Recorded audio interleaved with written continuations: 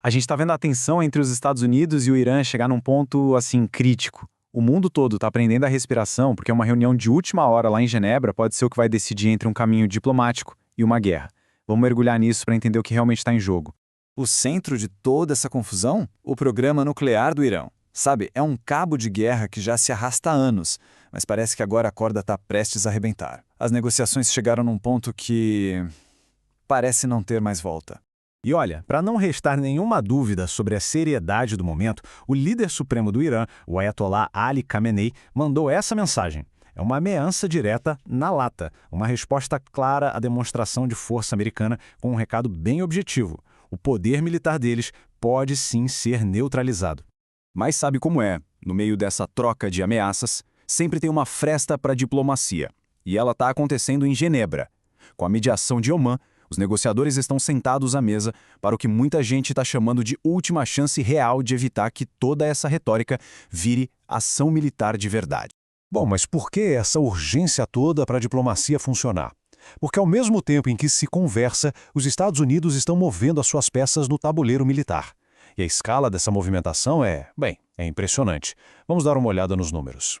Para começar, vamos falar do número 2. São 2 porta-aviões americanos posicionados, basicamente 2 cidades flutuantes cheias de poder de fogo. E eles não estão sozinhos, claro. Junto com eles, tem 18 navios de guerra. Isso forma o maior poder naval concentrado na região desde a Guerra do Iraque. Não é pouca coisa. E aqui vem o que mais chama atenção. Pela primeiríssima vez na história, 12 caças F-22 Raptor, que são a joia da coroa da Força Aérea Americana, foram enviados para operar a partir de Israel. Pois é, e a presença do F-22 Raptor tem um simbolismo gigantesco. Ele não é um caça qualquer. É uma aeronave furtiva, feita para dominar os céus, para ser invisível e abrir caminho para ataques maiores. Mandar esses caças para Israel é uma mensagem que não precisa de tradução. A opção militar está sim sobre a mesa. Enquanto isso, lá em Teherã, o Irã parece estar jogando um jogo duplo. As mensagens que saem de lá são bem contraditórias. É como se a diplomacia iraniana tivesse 2 vozes, falando ao mesmo tempo. Olha só que interessante. De um lado, a gente tem o presidente iraniano Massoud Pezeshkian falando numa perspectiva favorável para as negociações, um tom super otimista. Do outro, o líder supremo Ali Khamenei vem com um tom totalmente desafiador, garantindo que ninguém vai conseguir depor a República Islâmica. São 2 vozes com tons opostos vindo do mesmo governo. Agora a gente vai mudar o foco para um problema bem sério que está rolando nos bastidores. É algo que não está nas manchetes, mas que pode ser, no fim das contas, o fator decisivo nesse jogo todo. Essa é a pergunta que todo analista está se fazendo. Com todo esse poder de fogo ali posicionado, o que é que está segurando Washington? A resposta, surpreendentemente, pode estar numa fraqueza que ninguém esperava. O ponto central é este, um alerta que veio do posto mais alto do exército americano. Segundo fontes da imprensa, a informação é de cair o queixo. Os Estados Unidos talvez não tenham munição suficiente para aguentar uma guerra longa contra o Irã. Tá, mas como isso é possível? Bom, basicamente, são 3 grandes razões. Primeiro, o apoio militar gigante para a Ucrânia e para Israel simplesmente esgotou os estoques das armas mais modernas.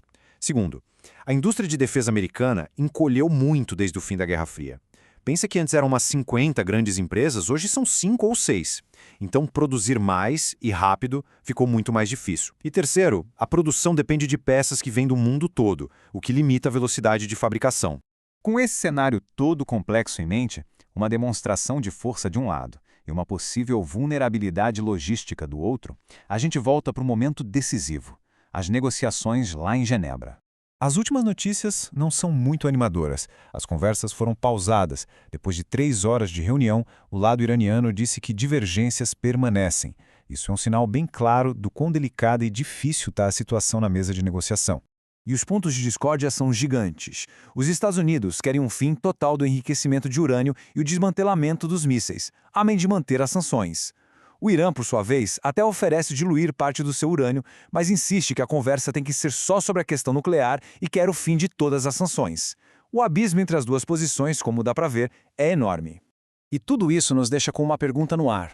Essa escalada militar toda, as ameaças, até essa história da falta de munição.